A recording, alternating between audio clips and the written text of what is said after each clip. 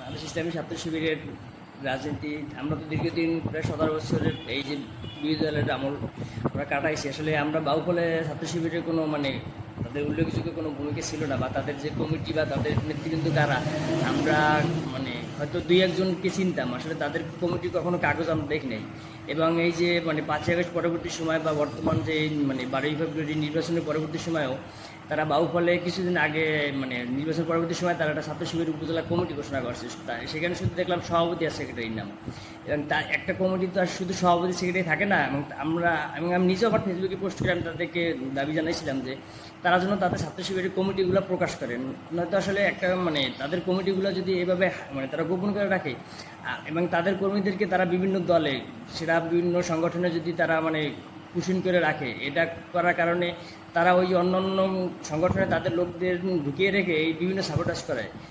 আমরা তো বর্তমান বিব্রতকর, সারা বাংলাদেশেই আমরা বিব্রতকর একটা অবস্থায় আছি। কারণ আসলে তারা তো ওই যে তাদের কমিটিগুলো প্রকাশ করে না, তাদের আসলে একজন দুজন করে তারা প্রকাশ্যে আনে এবং তাদের বেশিরভাগ কর্মীকে তারা গুপ্তভাবে রেখে দেয়, সাধারণ শিক্ষার্থীর বেশি। তারা দল হিসেবেই স্বাধীনতার বিরোধী দল।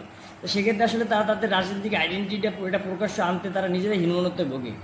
যাদের পিছনে কালিমা থাকে, আমি যে আমার সংগঠন, আমি যেমন ছাত্রদলের কর্মী, আমি যখন বিরোধী দল আমলে ছিল তখন আমি ছাত্রদলের একজন সদস্য পরিষদেও গর্বিত বোধ করতাম।